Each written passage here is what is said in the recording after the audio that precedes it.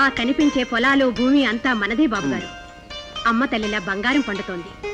ఆహా, పొలం పక్కగా చక్కగా గుర్రం కట్టేసుకోవడానికి పాక కూడా ఉంది. గుర్రం ఏమిటి బాబుగారు, మీ కారు కూడా పెట్టుకోవచ్చు. ఆ పాక మా రైతుది బాబుగారు. ఓహో, అందులో ఉండి ఈ పొలాలు చూసుకుంటూ ఉంటాడు. నాయనమ్మ అంటున్నాడు మీ మనవడా? అలాంటి వాడే ఆ పాకలో ఉంటాడని చెప్పానే, వాడి కొడుకు. మనవాడు లాంటి వాడేంటి, మనవడే అనుకోండి బాబు. పిన్ని పిన్ని అంటున్నాడు. ఇతను ఆ మనవాళ్ళ లాంటి ఆ కొడుకు లాంటి వాడేనా? వీరు పట్నం నుంచి వచ్చారు, గొప్ప స్థితిమంతులు. వీరికి మన పొలాలు చూపిద్దామని తీసుకొచ్చారు. నమస్కారం బాబు. కారం కారం. పిన్ని, ఇక్కడ ఎండలో నిలబట్టం దేనికి? లోపలికి వెళ్దాం రండి. ఆహాహా, వద్దు, మేము వెళ్తాం. ఈ రోజు నాన్న మాసికం. ఎంత చేసినా నువ్వు లేని లోటు కనిపిస్తుంది. ఇప్పుడు నీ రాకతో ఆ లోటు తీరిపోయింది పిన్ని. నే రాకపోతే మాసికం ఆగిపోతుందా? పుణ్యం తరిగిపోతుందా? మన పుణ్యం తరగటం కాదు పిన్ని, నానాత్మకు శాంతి కలుగుతుంది. ఆ పుణ్యాత్ముడి ప్రసాదం ఆరగిస్తే మన మనసులు పరిశుద్ధమవుతాయి. పద పిన్ని, భోంచెద్దు గాని. నేనా పాకలోకి రాను. ఆ ఇంట్లోకి మమ్మల్ని అడుగు పెట్టొద్దన్నావు గాని ఈ పాకలోకి నువ్వు రానని అనలేదుగా.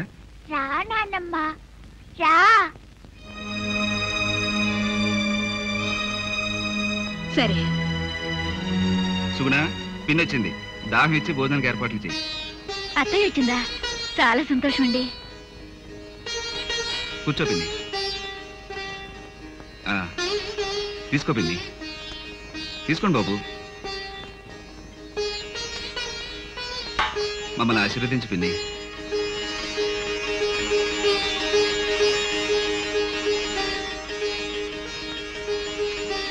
మజ్జిగ తాగు పిన్ని.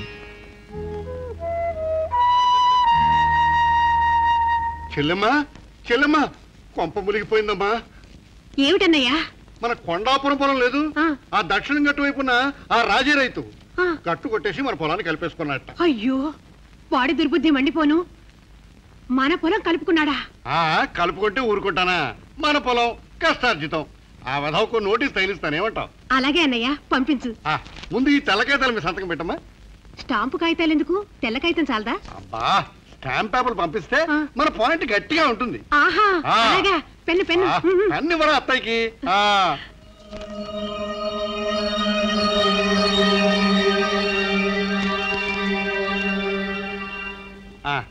ఈ కాగితాలు జాగ్రత్తగా ఉంచు.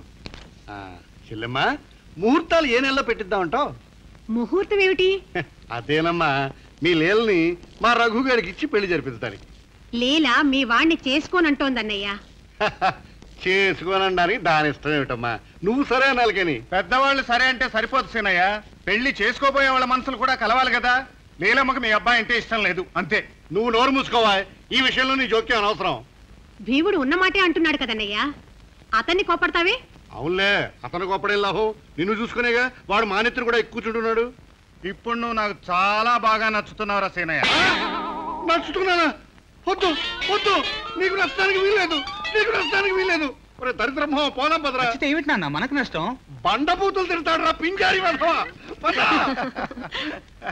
ఓ సమస్యకు పరిష్కారం చేసావు భీముడు, నీ మేలు మర్చిపోలేను.